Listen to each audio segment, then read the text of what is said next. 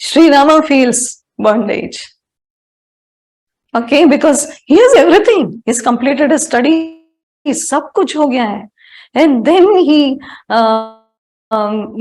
just goes for this, kya bolte hai, all the temples and all the places in the country he visits with his friends. Like we all do after we finish maybe 10th, 12th or degree or something. He goes for a tour, okay, with his friends and visits all the temples. And after he comes back, he's totally in Vishada, complete depression. He stops eating to the point where it's, described in the Yoga Vashish that he's kind of only skin and bones. Utna tak wo haar chuka rehta na, that is his state. And that is when Vashishta starts a Yoga Vashishta. That's the scripture. That's when he asks, Rama asks, what's the point of this life? If it's all like a dream, then why are we even living it? What is this samsara? Such beautiful questions. And the way Vashishta takes it, it's amazing. So it's all the mysteries of the universe, kind of revealed in that book. But this is the state we need to reach. That's why it said Virla, koi hoga, लाखों में जिसको इतना प्यास लगेगा. And it could be any of us also. So technically, how we proceed? Because right now we may not be Virla and we are maybe not Mumukshu. We could be just Jigyasu wanting to live a beautiful life, which is perfectly fine. But to live a perfectly beautiful life, we need to be facing the spirit and not the outside. Okay? Jitna maximum time we are facing outside, the scenery outside, that is called samsara, you are stuck in lot of distractions. It's like a fair.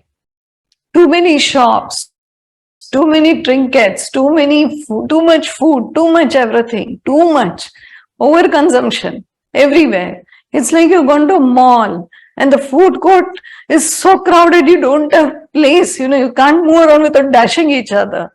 There are so many counters. So we had recently been, some few months ago, on a Sunday, we went to a mall in Bangalore, one of the most famous malls, and we were like, what is it?